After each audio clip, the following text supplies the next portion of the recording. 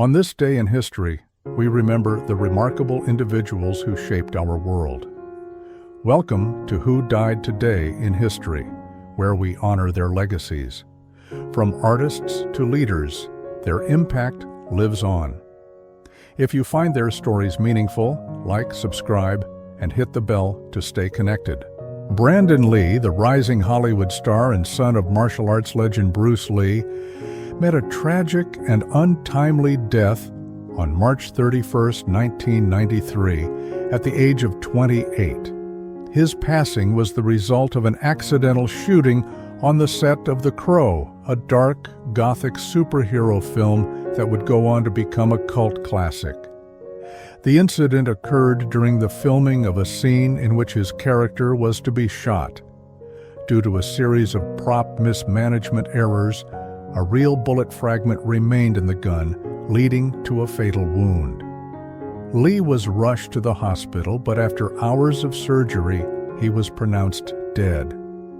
Lee's death resonated deeply with both Hollywood and martial arts communities, reflecting ongoing concerns about safety standards in film productions. The entertainment industry was forced to reevaluate protocols for handling firearms on set, as the tragedy exposed the dangers of negligence. In the years that followed, stricter safety measures were implemented to prevent similar accidents. However, the issue would re-emerge decades later with the fatal shooting of cinematographer Halyna Hutchins on the set of Rust in 2021, proving that the risks of improper prop gun use still loomed over Hollywood. The immediate impact of Lee's death was twofold. First, it cast a shadow over The Crow, which was nearly left unfinished, but was ultimately completed with digital effects and a stand-in.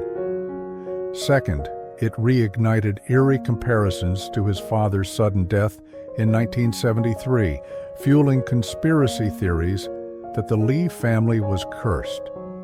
These rumors, though unfounded, added to Brandon Lee's posthumous mystique, solidifying him as a tragic figure in Hollywood history. Despite his brief career, Lee's legacy grew after his passing. The Crow was released in 1994 to critical and commercial success, with many praising Lee's performance as both haunting and powerful. His portrayal of Eric Draven, a man resurrected to avenge his fiancée's murder, became iconic, and the film's themes of love, vengeance, and redemption seemed almost prophetic. Fans embraced The Crow as a tribute to Lee's life and potential, ensuring that he would be remembered as more than just Bruce Lee's son, but as a star in his own right. Brandon Lee's tragic death highlights the fragile nature of life and the unpredictable dangers even the most promising figures face. Through film, documentaries, and pop culture, his memory endures, reminding us of both the risks and the magic of Hollywood. His story remains a testament to the power of cinematic legacy and the ways in which art can immortalize those taken too soon. Barbara Rush, the esteemed American actress renowned for her roles in classic films and television series, passed away peacefully on March 31, 2024, at the age of 97. Her death was attributed to complications from dementia, marking the end of a remarkable era in Hollywood history. Born on January 4, 1927, in Denver, Colorado, Rush's early life was characterized by frequent relocations due to her father's profession as a mining company lawyer. Eventually settling in Santa Barbara, California, she pursued higher education at the University of California, Santa Barbara, graduating in 1948. Her passion for acting led her to the Pasadena Playhouse, a renowned breeding ground for Hollywood talent, where she honed her craft before embarking on a prolific career in the entertainment industry. Rush's breakthrough came with her role in the 1953 science fiction film It Came from Outer Space, which earned her the Golden Globe Award for Most Promising Newcomer. This accolade paved the way for a series of notable performances in films such as When Worlds Collide, Magnificent Obsession, and The Young Philadelphians. Her versatility extended to television, where she became a familiar face in the series Peyton Place, and later appeared in popular shows like All My Children and Seventh Heaven. The era during which Rush rose to prominence was marked by a burgeoning film industry that celebrated both glamour and the exploration of new genres, such as science fiction. Her involvement in these pioneering projects reflected the industry's adventurous spirit and the audience's growing appetite for imaginative storytelling. In her personal life, Rush experienced 3 marriages and subsequent divorces, including her union with actor Jeffrey Hunter and publicist Warren Cowan. She is survived by her children Christopher and Claudia Cowan, the latter a journalist with Fox News who confirmed her mother's passing. Rush's death elicited reflections on the golden age of Hollywood and the enduring impact of its stars. While her passing did not drastically alter the trajectory of the entertainment industry, it served as a poignant reminder of the transient nature of fame and the lasting legacy of those who contribute significantly to the arts. The commemoration of figures like Barbara Rush underscores humanity's desire to honor and preserve the memories of those who have shaped cultural landscapes. Through retrospectives, film preservation, and continued appreciation of classic cinema, society ensures that the contributions of such artists are not forgotten. Rush's enduring presence in film and television serves as a testament to her talent and the indelible mark she left on the industry.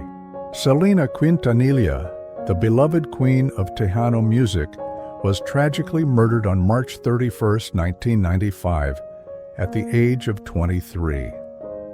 Her death was both violent and shocking, cutting short the life of a rising superstar who had already left an indelible mark on Latin music.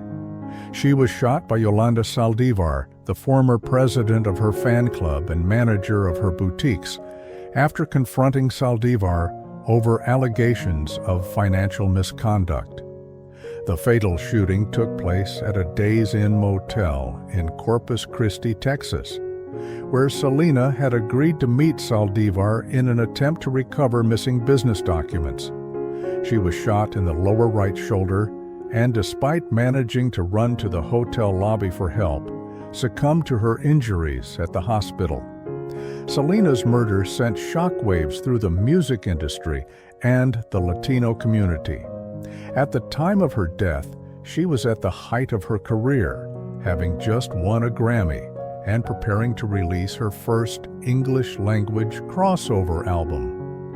Her passing came at a time when Tejano music was gaining mainstream recognition, and her crossover was expected to introduce the genre to a global audience. The outpouring of grief was immense, with tens of thousands of fans attending her public viewing, and radio stations across the United States and Mexico playing her music in tribute. The circumstances of Selena's death reflected broader themes of betrayal, fame, and the vulnerability of young artists. Saldivar, someone whom Selena trusted, ultimately became the source of her downfall. This tragic event underscored the dangers of unchecked power in close-knit business relationships and the dark side of celebrity life. In the aftermath of her death, Selena's legend only grew.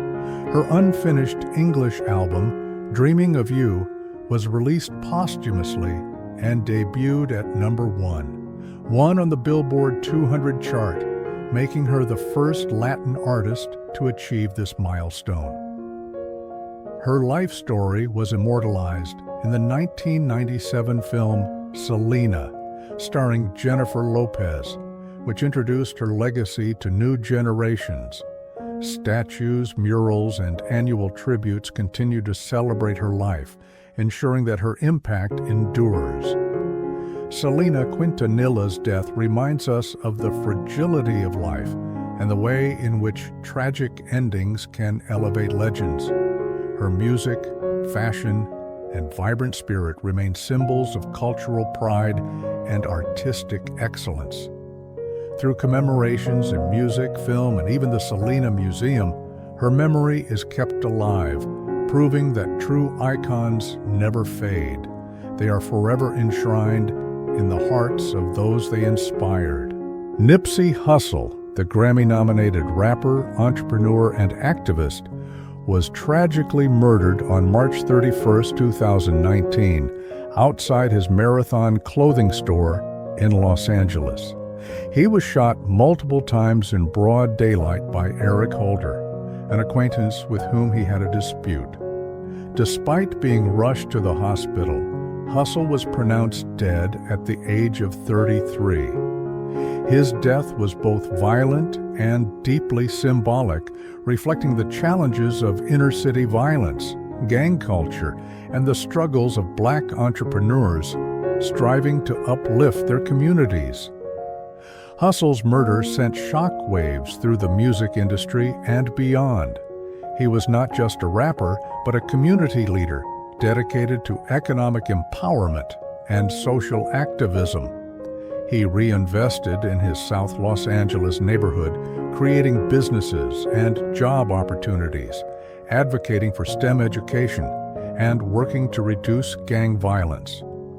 His killing underscored the harsh realities of systemic poverty and the tragic cycle of violence that often claims those who seek to break free from it. The immediate aftermath of his death was an outpouring of grief and tributes. A massive memorial service was held at the Staples Center, attended by thousands, including celebrities, politicians, and fans. His funeral procession spanned 25 miles through Los Angeles, passing landmarks significant to his life. The city renamed the intersection near his store Nipsey Hussle Square in his honor. His final album, Victory Lap, which had been nominated for a Grammy before his death, saw a surge in popularity, cementing his legacy in hip-hop history. Nipsey Hussle's passing amplified his legend. His philosophy of self-reliance, economic growth, and community investment became even more celebrated. In death, he became a symbol of hope and resilience for many, inspiring others to continue his work. His influence extended beyond music, prompting discussions about gun violence, Black entrepreneurship, and the need for systemic change. His legacy continues to thrive through his music, murals, documentaries, and initiatives in his honor. He is remembered as an artist who transcended his craft, using his platform to inspire social change. Hussle's tragic end reminds us of the dangers that come with challenging the status quo, yet his life's work proves that true influence does not fade with mortality. Through commemoration in art, activism, and community efforts, his impact endures, ensuring that his mission of empowerment remains alive. Gwynne, a beloved actress of Hollywood's golden age and one of the first recognized scream queens, passed away on March 31, 2003, at the age of 84. She succumbed to complications from a stroke following surgery, marking the end of a life that had once dazzled audiences on the silver screen.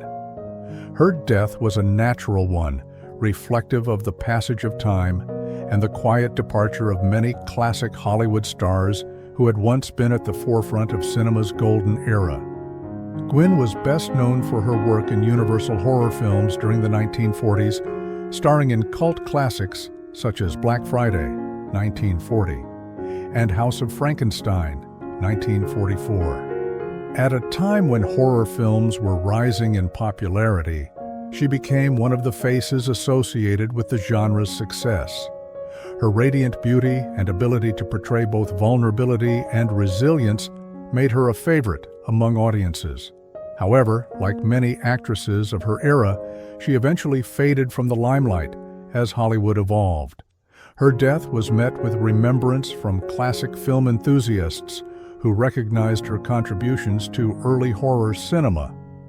Unlike the shocking or highly publicized deaths of other Hollywood icons, Gwynne's passing was more subdued, reflecting the reality that even major stars of their time can slip into relative obscurity. However, her legacy endured in the horror community, where she remained an influential figure in the lineage of scream queens, paving the way for future actresses in the genre. Gwynne's death also underscored the fleeting nature of fame, a theme that often accompanies Hollywood history. Many stars of her generation saw their careers cut short, not by tragedy, but by industry shifts that left them behind. Yet, through her films, she remains immortalized in the eerie black and white glow of Universal's horror classics. In the years following her passing, Gwynne has continued to be celebrated in retrospectives, classic film festivals, and horror history discussions. Her legacy is particularly remembered in the evolution of female roles in horror cinema, from damsels in distress to complex, empowered characters. In a broader sense, her life and death reflect Hollywood's ever-changing landscape, where stars may fade but their contributions to film history remain indelible. Wallace Roney, a celebrated jazz trumpeter and protégé of the legendary Miles Davis, passed away on March 31, 2020, at the age of 59 due to complications from COVID-19. His death was both natural and tragic, occurring in the early months of the pandemic that would reshape global history. As a musician deeply embedded in the jazz tradition, his passing reflected the vulnerability of artists during a time of crisis and underscored the devastating impact of the virus on cultural and artistic communities. Roney was a brilliant trumpeter who carried the torch of post-bop jazz into the modern era. He was famously mentored by Davis, playing alongside him at the 1991 Montreux Jazz Festival in what would be one of Davis's final performances. Throughout his career, Roney remained committed to the evolution of jazz, blending classic bebop influences with contemporary innovations. His technical prowess and ability to channel the spirit of past jazz legends made him one of the most respected musicians of his generation. His death came at a time when the world was grappling with the unknowns of the COVID-19 pandemic. The jazz world, already facing challenges with declining mainstream attention and limited financial support for musicians, suffered a tremendous loss with Roney's passing. He was one of the first prominent jazz figures to succumb to the virus, highlighting how the pandemic disproportionately affected older and more vulnerable artists, many of whom relied on live performances for income and artistic expression. Roney's passing did not just mark the loss of a great musician, it reinforced the importance of jazz as a living tradition that must be preserved and supported. His death sparked renewed interest in his recordings, with fans and critics revisiting his work to appreciate his unique contributions to the genre. His influence continues to be felt among younger jazz musicians who see him as a bridge between the past and the future of jazz. In the broader sense, Roney's death is a reminder of how fragile artistic legacies can be, especially in times of crisis. His music lives on through recordings, performances, and the musicians he mentored.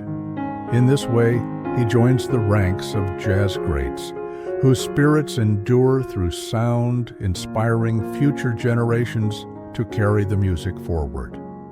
His passing serves as both a warning about the precarity of artistic life and a call to cherish and support the creative voices that shape our cultural landscape. Cristina Monet Palazzi, known simply as Cristina, was a pioneering figure in the world of new wave and no-wave music, blending satire, theatricality, and a unique vocal delivery that set her apart from mainstream pop artists of her time. She passed away on March 31, 2020, at the age of 64 due to complications from COVID-19. Her death was both natural and tragic, occurring during the early months of the global pandemic, which disproportionately affected older individuals and those with pre-existing conditions. Her passing underscored not only the vulnerability of artists in times of crisis, but also the fleeting nature of recognition in the music industry. Cristina rose to prominence in the late 1970s and early 1980s, working with the avant-garde ZE Records, a label that embodied the experimental spirit of the downtown New York music scene. She was known for her biting wit, often injecting irony and cynicism into her music, which set her apart from the polished pop acts of the era. Songs like her reimagined version of Is That All There Is?, which was reportedly disapproved of by the song's original lyricist, Jerry Lieber, showcased her ability to challenge musical and lyrical conventions. However, despite her talent and cult following, she stepped away from the music industry in the mid-1980s, living much of her later life outside the public eye. Her death occurred at a time when the world was struggling to comprehend the full scale of the COVID-19 pandemic. As an artist who had long been underappreciated by mainstream audiences, her passing brought renewed attention to her work. Fans and critics revisited her recordings, recognizing her influence on later artists who blended irony with pop aesthetics, such as Lana Del Rey and Lady Gaga. Ultimately, Cristina is immortalized not through traditional accolades, but through the lingering impact of her bold artistic choices. She remains a cult icon, her recordings a testament to an era of musical experimentation that continues to inspire. Her death, while tragic, served as a moment of re-examination, reinforcing the importance of preserving and celebrating artists who dared to challenge the status quo. Jeffrey Lee Pierce, the enigmatic frontman of the Gun Club, passed away on March 31, 1996, at the age of 37 due to a brain hemorrhage. His death was natural but premature, marking the tragic end of a life defined by both artistic brilliance and self-destructive tendencies. A figure deeply embedded in the punk and blues-infused underground music scene of the 1980s, Pierce's passing reflected the era's challenges, particularly the toll of excess, addiction, and the music industry's neglect of unconventional artists. Pierce's career was one of innovation, blending the raw aggression of punk with the melancholic soul of Delta blues. The Gun Club's 1981 debut album, Fire of Love, remains a seminal work in the punk blues genre, influencing later artists like Jack White and Nick Cave. However, despite his talent, Pierce struggled with substance abuse, which exacerbated his health problems in the years leading up to his death. His later years were marked by declining commercial success and personal hardship, yet his artistic output remained uncompromising. At the time of his passing, Pierce was reportedly working on new music and had been attempting a comeback. His death was not met with widespread media coverage, reflecting the way underground musicians often fade from mainstream attention, even as their influence persists. However, within the alternative music community, his passing was deeply felt. Fellow musicians, including Nick Cave, Mark Lanegan, and Henry Rollins, acknowledged his lasting impact.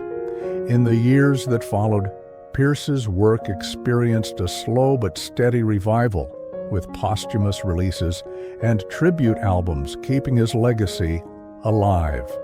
The circumstances of his death serve as a stark reminder of how the rock and roll lifestyle, particularly in the punk era, often led to early demises. His struggles with addiction mirrored those of many musicians of his time, reflecting both the allure and the dangers of the underground scene.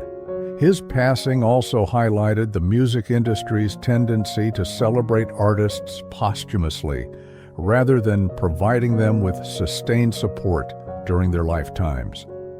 Pierce is immortalized through his music, which continues to inspire a new generation of musicians seeking to blend genres with raw emotional storytelling. His death, while tragic, reinforced his cult status, turning him into a legend whose artistic contributions far outlived his turbulent life. In the end, Jeffrey Lee Pierce's story is one of artistic devotion, illustrating both the beauty and the tragedy of a musician who burned brightly, but far too briefly. Astrid Allwyn, a Hollywood actress of the 1930s and 1940s, passed away on March 31, 1978, at the age of 72. Her death was natural, attributed to cancer, a disease that has claimed the lives of many in the entertainment industry.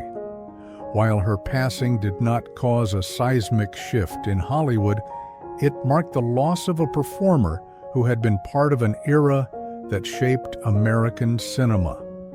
Allwyn was best known for playing supporting roles, often as the other woman in films, including Mr. Smith Goes to Washington, 1939, where she starred alongside James Stewart. Her career reflected the challenges many actresses faced in Hollywood's golden age, being typecast in particular roles and overshadowed by bigger stars. Despite this, she made a lasting impression with her poised performances, representing the elegance and charm of pre-war Hollywood. By the time of her passing in the late 1970s, the film industry had drastically changed.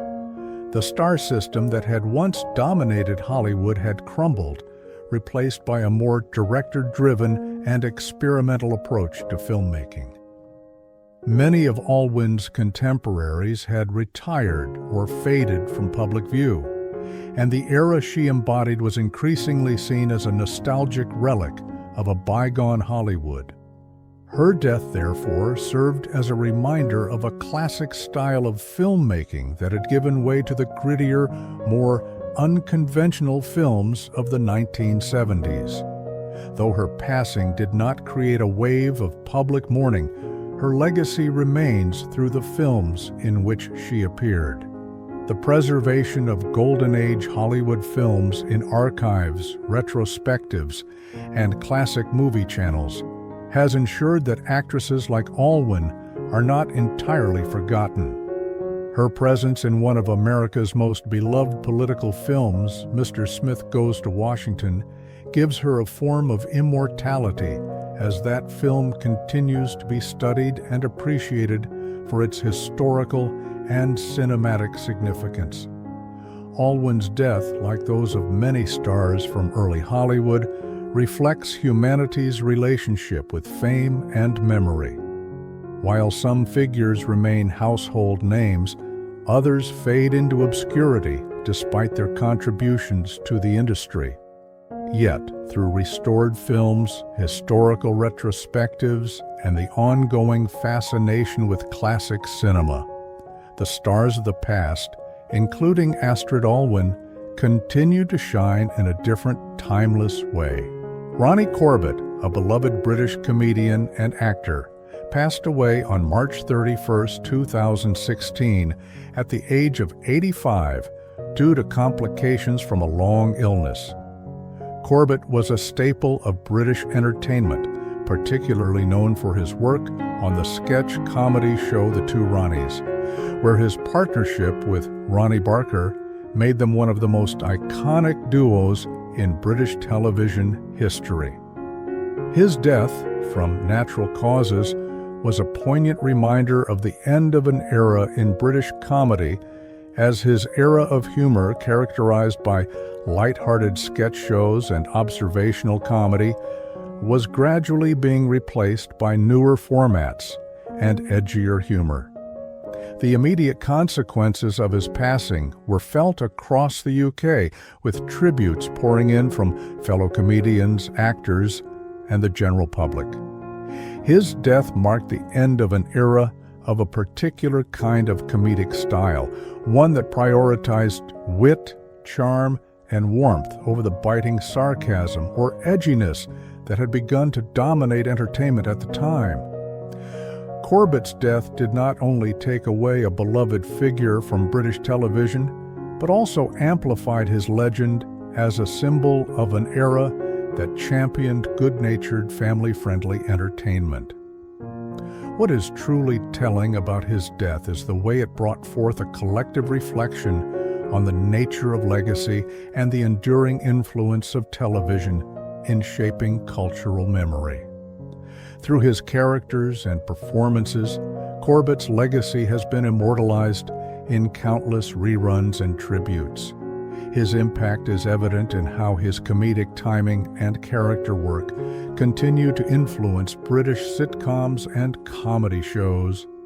The death of Ronnie Corbett, then, not only highlighted the passage of time and the evolving values of comedy, but also underscored humanity's desire to immortalize those who bring us joy, whether through the lasting impact of their work, the stories shared, or the values they embodied.